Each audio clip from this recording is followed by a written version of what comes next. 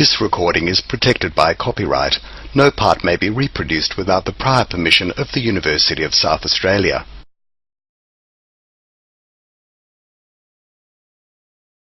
Kia ora no tātou, kei te haere tonu ngā mihi kia tātou katoa.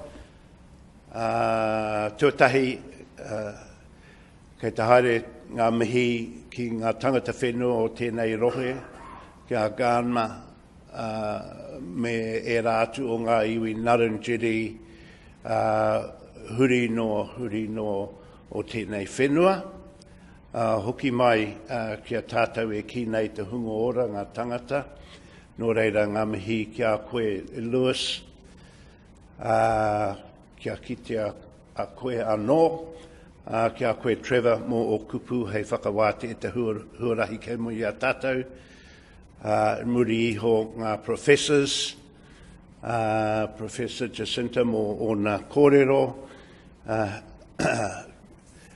me Professor Buckskin, tai mai nei ki Professor Evans, te kanohi kitea o tēnei wharewānanga. So just briefly, greetings to everybody, in particular to our esteemed professors who are here today, and of course our hosts, the representatives of the tangata whenua or the local people. And Lewis, good to see you again. We've met before in different circumstances. And also to acknowledge the University of South Australia, the host institution, and beyond that, all of us who are gathered here, some of us who come from many different places in Australia and elsewhere. So I acknowledge you all. I presume that we're all swimming in the same direction, and we're all hopefully have the same intention in respect of what we're trying to achieve for our various teaching communities. So I want to begin today by addressing this topic here, transforming education. In many ways, I would like to acknowledge and thank Professor Jacinta for her remarks, because she, in a sense, gave a hands-on in respect of, for those of you interested in the STEM programs, some of the techniques that you might take up and reflect on. My contribution, hopefully, is going to be to take the helicopter up a bit higher and to look at a more general view of what we're called to do, in my view, as educators working in an institutional environment, more broadly speaking. So I want to address the topic of transforming education. This topic in itself, the term, is ambiguous. It's got two meanings, and I mean both meanings. I mean transforming the way we educate, and I also mean that our purpose in terms of what we do as educators needs to be transforming. Why? Because the status quo ain't working for most of our students. So there's a need to contemplate what we might do. Now, I did want to spend a little bit more time on acknowledgements to the country and the people of this place, because often positionality for me is very important, we can all make quick cursory acknowledgements to the local people, but that acknowledgement is something more profound in my view. That what we're recognising is not just the landscape, but those who have gone before, who lived here many, many years. And we're looking at the people who are here today and who occupy this space today. But we are just short-term, if you like, because we also are preparing the place for those who are yet to come. I also want to really reflect on all of us here and what our purpose is in terms of the educational function. So some of us are pretty keen to ensure that we deliver to all of the students who come out of our care, under our care, and that's appropriate. Some of us also recognise that if that's a horizontal purpose, in other words, catering for everybody, there's also a vertical purpose in what we need to do in respect of particular interest groups who continue to miss out, who continue to be underdeveloped inside of our institutional environment. So just before I go too far, so you know that what I'm about this morning is that I'm a little bit critical of the idea that we simply uncritically are looking at how we may in fact fit people into the system. That for many of our students, that's just one side of the need, as it were, because some of our students also need to learn and want to learn those things that form their identity, that fit them to take their place in their community context as well. So there's two elements here that subtly we need somehow to rethink what we're doing. You don't really need to know much about my background, because it seemed that the introduction was overly long and full of lies. But perhaps suffice it to say that I have quite a bit of experience in working both inside the institution, in making change and helping institutions to be more productive in respect of meeting both Indigenous and those programs that need to, I guess, educate students more broadly to cater for Indigenous outcomes and needs. So I've got a background in this, both in terms of my profession. So I come out of the education discipline, and also as an administrator, a long-serving administrator in the education system, and also outside of the system.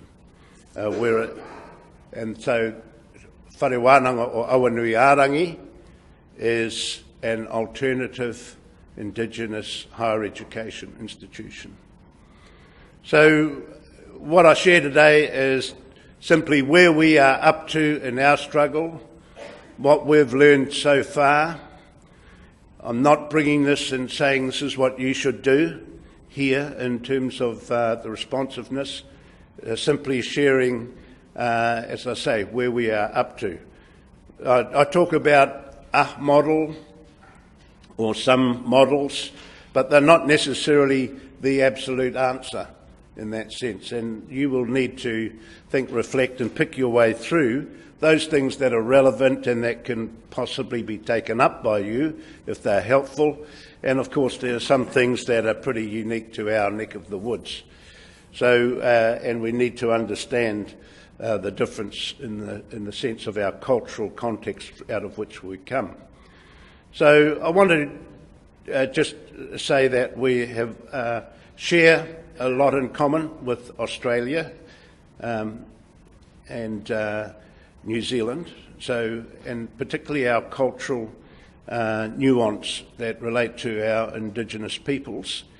So we share the Pacific Ocean, we share Captain Cook and British colonialism. Both traditionally we've been colonised, we have traditional forms of colonisation.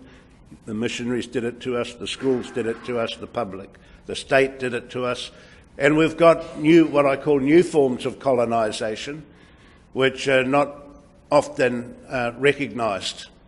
And so if we are genuinely concerned to make a difference, then we've got to understand the new literacies of what those new forms of colonisation are, in order not to simply replicate the shortcomings of what we've done previously.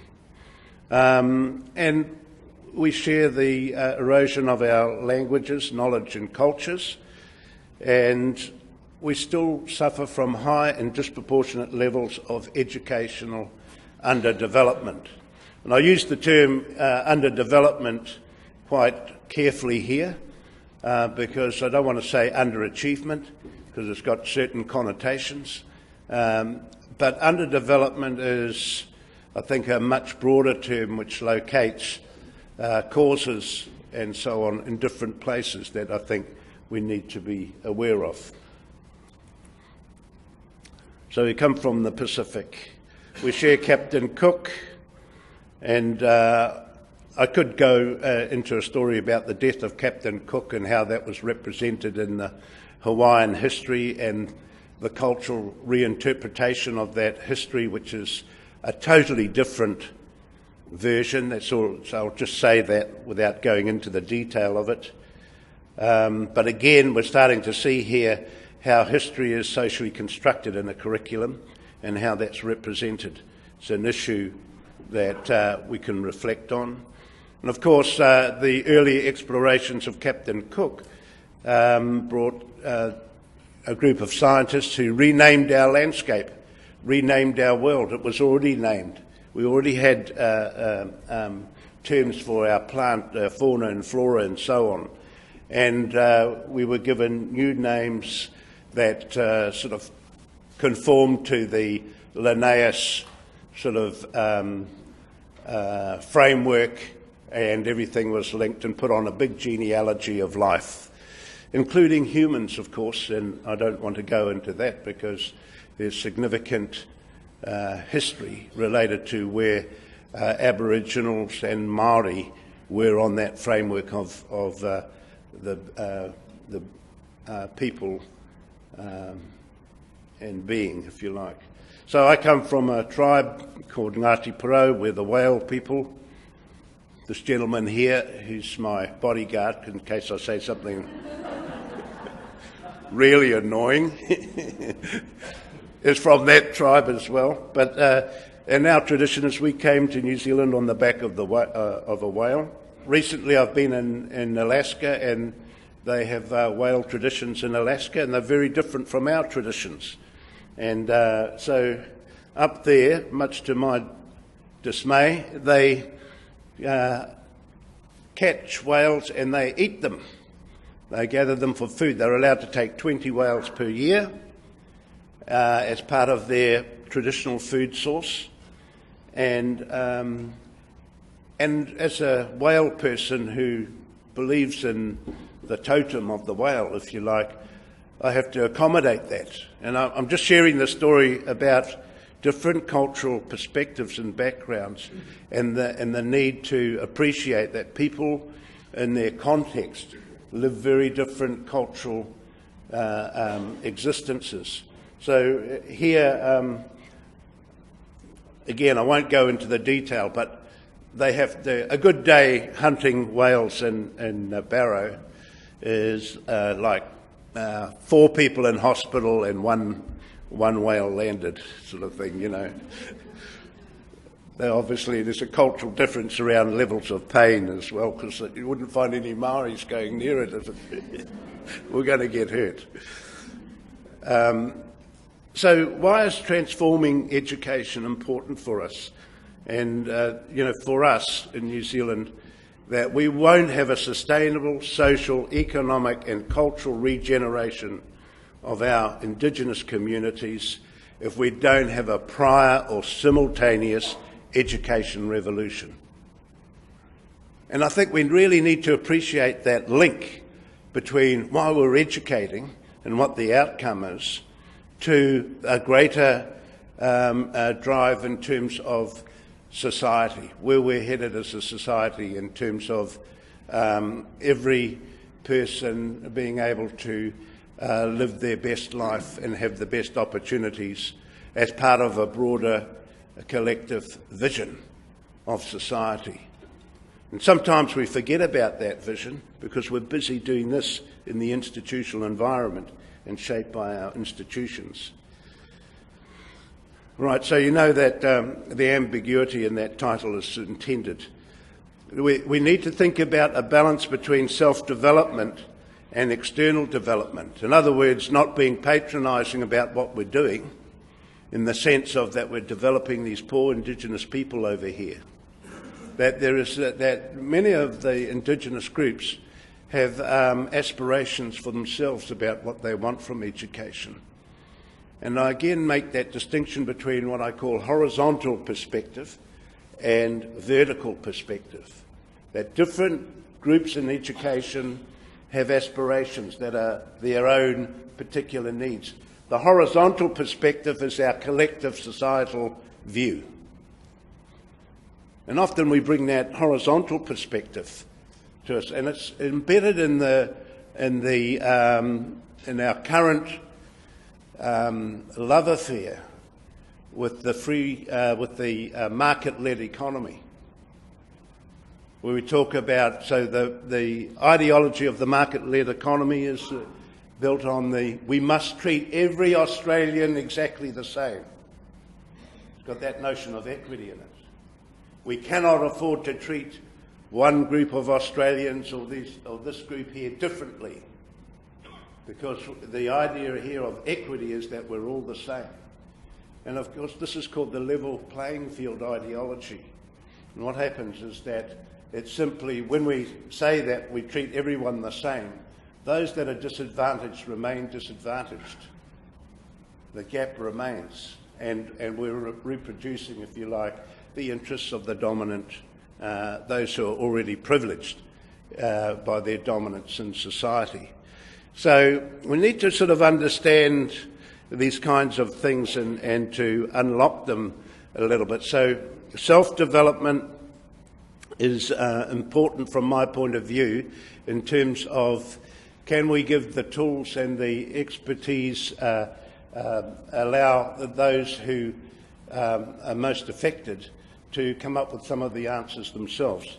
In many ways, that's one of the keys in the New Zealand context. There are a number of self-development initiatives that have occurred in the institutions. So we need to understand theory and practice. So just quickly, I'll illustrate this. When we went to school, we had to learn the pedagogy, culturally sensitive pedagogy, I might add. In the classroom was that you had to go home, learn the 3 times table or whatever it was, come back, trial by ordeal in front of everybody, say the times table. So on this occasion it's the 3 times table, dreaded finger, you, front of the class, away you go.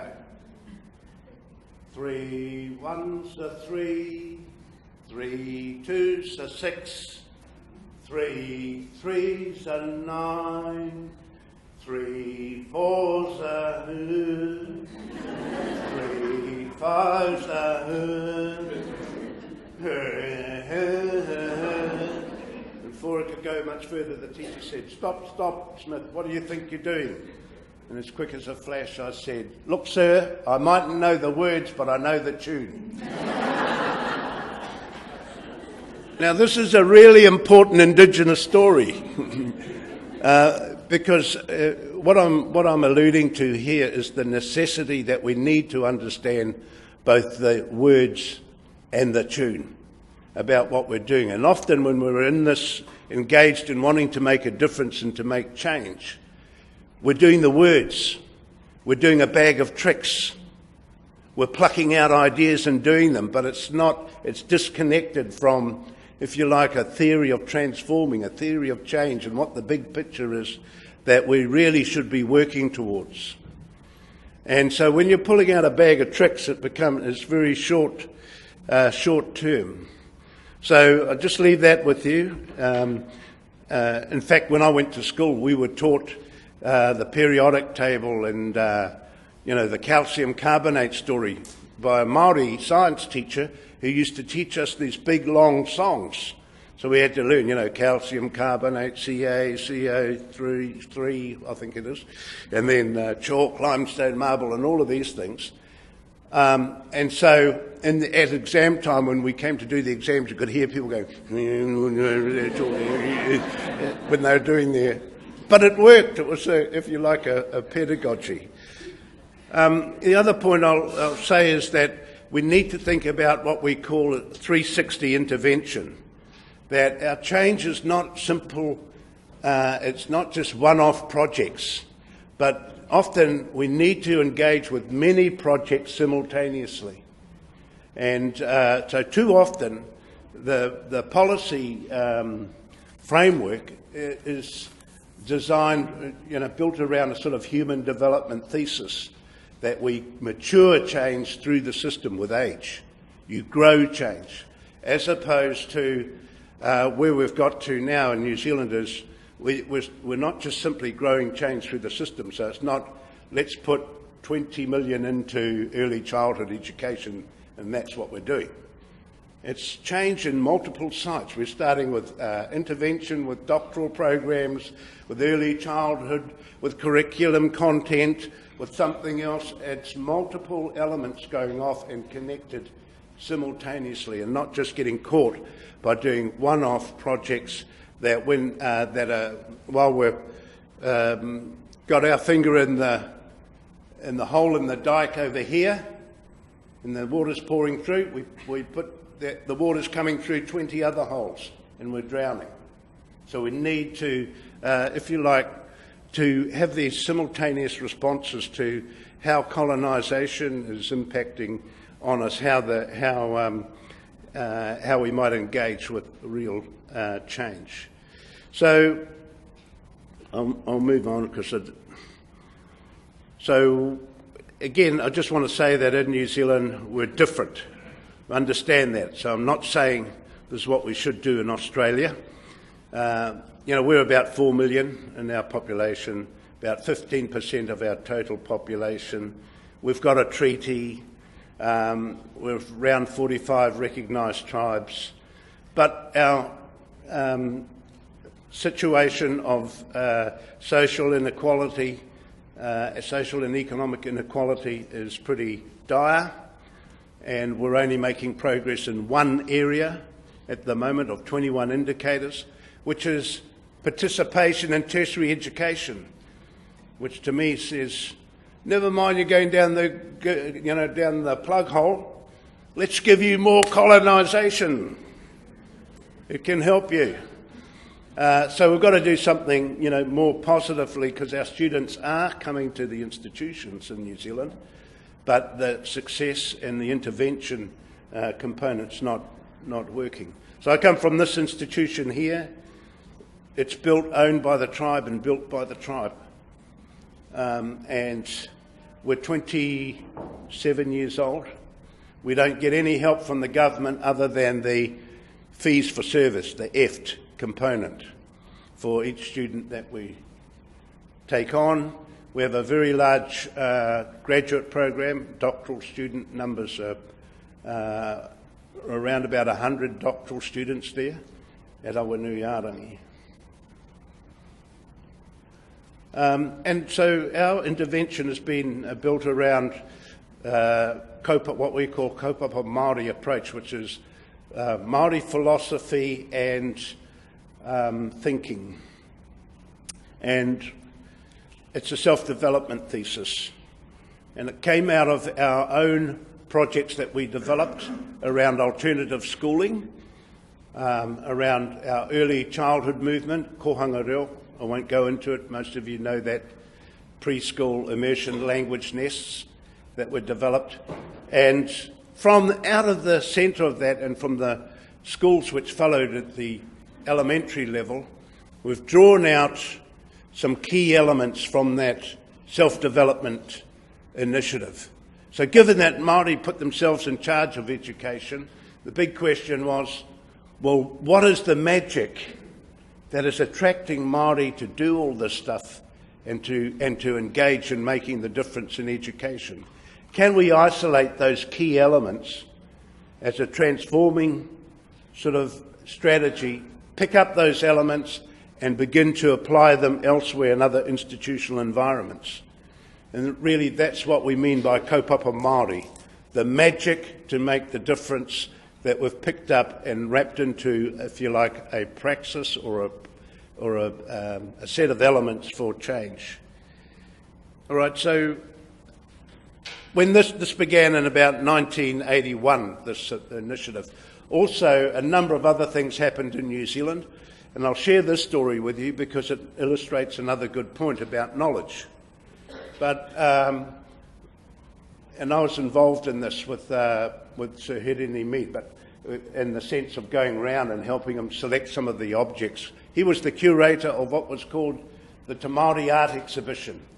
Picked out all of these artefacts, as they were called then, from the bottom of museums, hidden under sacking cloth, cast aside in these art museums and museums in New Zealand. Picked out these objects, dusted them off, put them on a plane and sent them over to the New York Metropolitan Museum of Art in 1984. It was known as the Te Māori Exhibition. That exhibition became the second highest grossing exhibition displayed in the New York Metropolitan Museum, behind the Tutankhamun exhibition, later superseded by the Monet exhibition. But when it came time, after the 3 years that these old, artefacts gathered up, because virtually overnight they were transformed from artefacts to objects of art. When it came time to bring those things home, the insurance company wouldn't allow them all to travel on the same plane, because they had accrued this magically overnight, this, they were worth millions and millions of dollars. And so they had to be split up and brought home. But the reason I share that story with you is because in this context they were just bits and pieces lying around. On the international world stage at the New York Met, they suddenly became these fantastic pieces of art.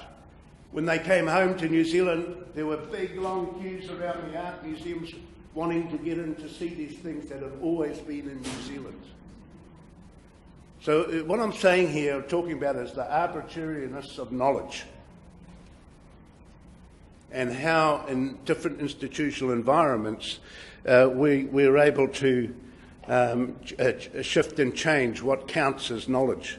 In that sense, I'll reinforce this in a minute. Anyway, these are the schools, and actually these are the alternative schools that began and built by communities, just sprung up everywhere. They taught the national curriculum guidelines, but they used our own pedagogy, our own cultural ways, our own language. Our parents, they want exactly the same as any other parent. They want their kids to do well in education. So this is not a retrenchment to the past or a retrenchment to just our cultural elements. They want both. They want their kids to have this part, and they want this part as well. So it's not either or. So how do we do that? And so these schools pointed the way, if you like, for our later institutions. And so we've learned from the implicit theory. Here's some of those key elements from the theory. Self-development was a key issue in these schools, that we wanted to make the decisions ourselves. Parents said, so part of my research was on this, interviewing parents who'd made these choices, that they wanted a more meaningful say in the education of their children. Language, knowledge and culture was central. Culturally relevant pedagogies, that is teaching and learning, that reinforced their own backgrounds, that our kids could actually see themselves and their communities reflected in the way schooling was being conducted. And they weren't going into a different context. So this is the Pierre Bourdieu thesis of cultural and social reproduction in schools. Right? So what Bourdieu argued was that schools are generally built around middle-class values in society. So if you don't fit into that, there's a disconnection when you walk in the gates, etc. Rebuilding the extended family structure, right? So our ability to operate collective values, because we acted as a family. The teachers in these schools were called mama, papa, everyone was auntie and uncle, and the kids belonged to all of the parents, and so on. A different way of creating that a learning environment. Mediating the socio-economic impediments. was a big deal here, because parents couch this in things like, I don't want my child to be just work in the freezing works like I am. I want them to get a decent job and opportunity. And so these schools were very much focused also on how to mediate what we call socio-economic impediments that actually were a blockage to a lot of kids' access to education. How did they do this? Well, it's when there was unemployment in this home, kids going on a school trip, everyone went on the school trip. Parents put in a bit extra, and those parents who were unemployed didn't put in any money. Everyone knew they were unemployed, and they did something else to contribute to the school, weed the gardens or clean the windows or some other thing. But that's just one example, but there are multiple places in which people can pool their resources and cover off, if you like, the social and economic circumstances that might impede individual families from access to learning. Whether it's, domestic problems in a particular household, doesn't matter, and the kids turn up to school with no lunch, doesn't matter. Everyone who's got lunch all goes on the table, everyone eats. It's operating and providing an opportunity for our collective values to work. Right, I'll miss this part out, but what this is about is just simply that we need to get beyond the notion of transforming our education from just being an instrumental linear progression to a more, what I call circular praxis, that we can start intervention from any place. So the conscientisation resistance transforming is a way in which we talk about change, that people need to, they come to an idea, they get conscientised about something, they come to understand it, and that idea begins to irritate them to a point where they want to do something about it to make the change, then they make the change. Often we just see that as an instrumental way of moving towards doing something different, to now suggesting that you can actually start anywhere. And we got this from the point, from examples where some of our community were busy protesting and they had their kids in Hingangaroa, but they didn't have any political reason why they'd put them there. And when I asked one in particular, a gang member who was holding up a protest sign for a school, why are you doing that? Because I'm thinking, did you read Freire? Or, because I'm thinking, or, how did you become conscientised about the initiative to make the change? And he said to me, we took our little girl to Kohanga and she came home speaking Māori and it got me here. So I said, well, why did you take her to the preschool language nest then? Still thinking he must have read Freire. And he said, we took her there because it was the only early childhood opportunity in the town.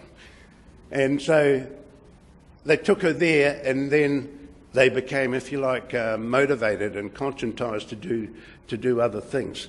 Now, these might seem simple things, but they're actually good insights into how we might develop change in the broader sense inside of our institutional environments. Now, we need to understand that, get outside what we call the utopian view of change. That is, that our intention is to create all, Māori language-speaking kids. That's the utopian view. And we need to understand that that may never happen in our lifetime. But a utopian vision gives impetus and direction to change, and that's important for that reason.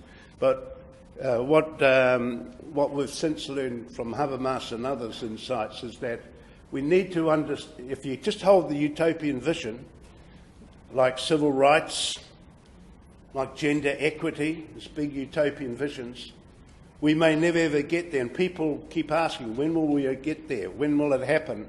And people fall off the movement because they lose faith in the utopian vision. So how do you create impetus and maintain it? And so what we've learned from Habermas and others is we must recognise the incremental victories along the way to the utopian realisation. These are important learning points about what it is that we're doing in the institutional environment. So what are the small victories along the way to a bigger realisation of the change? And it's really about keeping the faith. 360 intervention, I've already mentioned multiple sites, multiple strategies. So in New Zealand we had this revolution. The real revolution that occurred for us, a good learning point for us, was that the kohanga reo, the early language childness, the child immersion, the elementary schools, the other self-development initiatives, including our wānanga, our higher education institution, that's not the revolution that occurred. The revolution that occurred in New Zealand was that long. It was up here. It was a shift in mindset, a shift to get on and do things for ourselves and to get others to assist that strategy, but to make the change, to start the movement, to recognise that change needed to occur and to get on with it. So the 5 tests of this sort of strategy, which I do think would be useful for us all to reflect on. First of all, the 5 lessons for me is positionality, that we really need to understand our limits and capacities of individuals to make change. And so this goes to the question of where are we speaking from? Are we speaking from inside the institution, speaking out to our communities? Or are we out in the communities and identifying with the community aspirations in relation to what it is that they want to occur? As an individual involved in doing this stuff, am I doing harm or doing no harm, and what the strategies that I'm employing? Do I understand the political context and consequences of what we're doing here? Again, this duality of, by bringing people into the institutional environment, are we just simply bringing them in to be assimilated and to continue the assimilation element and colonisation? Or is there genuine liberation that's available here? Have we thought that through, and how do we get that? The validity of cultural knowledge and ways of doing things. Have we really thought about that? Are we just doing a bag of tricks, or are we genuinely making a difference?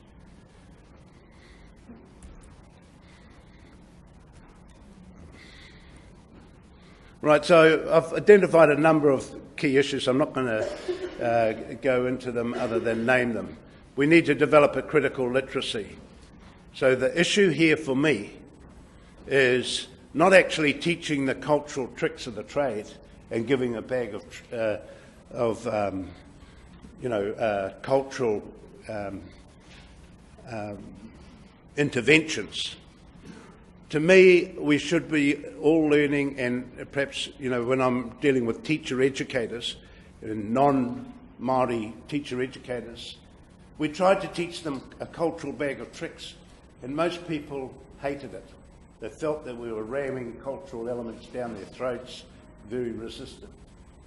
But when we started teaching them critical theory about unequal power relations and how that's worked and so on, they just loved it. And then the penny dropped for themselves about how they were implicated in developing the colonisation of their students, what they needed to do to give students real choices. So developing a critical literacy is key for all of us. That's not to say we throw away what we're doing, just simply we need to think about how we make our work more powerful by understanding the critical elements that sit behind our strategies. beyond deficit theory. We have to name it because a lot of our principals in schools were brought up on this stuff, and it's still there. That there's something wrong with the students, right? There's something wrong with their culture. They don't speak England properly. You know, and so on. There's a whole. It's got its own momentum and needs to be unlocked. Second point I want to leave you with is that colonisation hasn't gone away. It's changed shape. We need to understand how that's happening and to engage with it. So here's an important point. We need to get beyond what I call self-esteem theory. So self-esteem theory goes like this, and please don't be offended if you're in this, that we recognise, value and cater for cultural difference. And we create a positive learning environment by putting up pictures of the Maoris, with their spears, and we have a little every morning we say kia ora everybody, and we bring in an elder and we exploit them by saying, can you give a cultural feast for all of our class, and so on. You know, in other words, I'm saying that they sort of tack on things that are surface elements. And what I want to say is this: if you're into that, I'm not saying that it's absolutely wrong. All I'm saying is it's not sufficient. On its own, it's not sufficient. But for many of us who are trying to do things, that's what we're trying to do. That's where we're starting. But you need to see it as a start. Self-esteem theory is making people feel good, but actually the problem with it is we're making the same old stuff go down. In the end, it's providing a cultural placebo while we're still assimilating.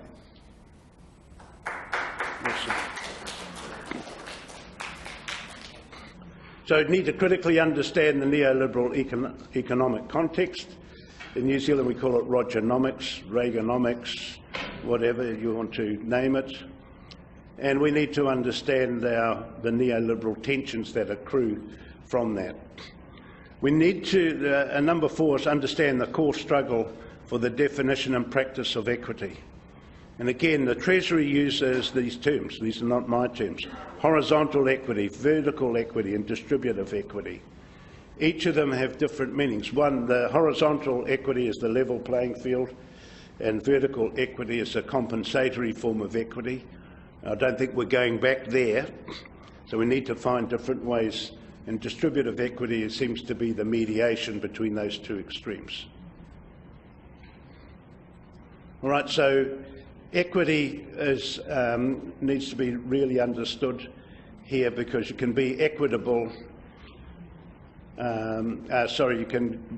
Equality is a very liberal response. You can have equality where you treat everyone the same, they all got the same size box, and it doesn't deliver the change that's required. You need to engage with evidence, testing and accountability. And I won't go into it, but for those of us in the STEM arena, the positivistic sort of framing of knowledge needs to be, critically and counted. What counts as evidence is again, a hegemony, right? So hegemony is a way of thinking where we're participating and forming our own colonisation and subordination and dominance by taking aboard common sense ideas as being the truth, when in actual fact they're socially constructed ideas. So the hegemony of the curriculum and of testing.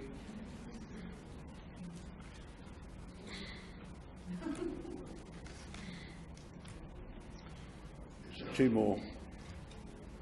So the idea of Indigenous theorising in the academy is important, again, because the academy is a selection of knowledge. Somewhere someone has said this is in, and equally they're saying this is out. From the Indigenous theorising point of view, what we've argued is that all we want hanging on the wall is some Indigenous theorising from time to time. We need those ideas to help us understand the issues that we might be dealing with. It's not the total answer. This is not an argument against Western knowledge or Western theory. It's broadening how we might view what counts as knowledge in the institution. So we need to continue to make change, and I just thank all of you here who are in that business of trying to do something different. And so please don't take my comments as undoing what you've already hung your hat on in terms of support for making transformation with students. What I'm trying to do is to broaden our understanding and therefore our effectiveness of what it is that we, in the end, trying to all achieve. All right, our struggle is not one struggle, but many struggles. And the final point is that we need to be intentional about transforming. All right, and I use the word transforming rather than transformation. It's the verb. So this is the last slide, and I've just thrown up these points here because it embraces us all. And what the end argument that I've led to really is that we need to get a good balance in our strategies for meeting the needs inside the institutional environment for Indigenous students and for all students as we try and broaden and knit together a society that is positive and proactive and inclusive. Thank you very much.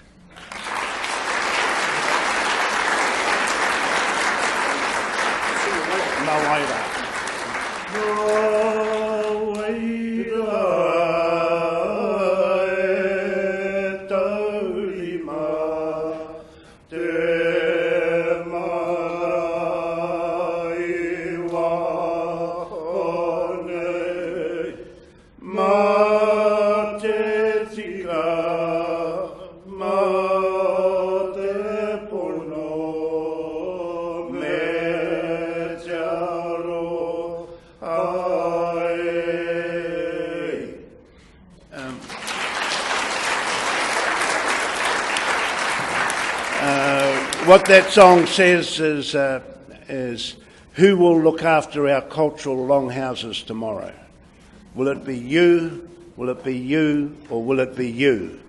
And the answer comes back, it will be faith, it will be integrity, and it will be our collective efforts together. Kia ora.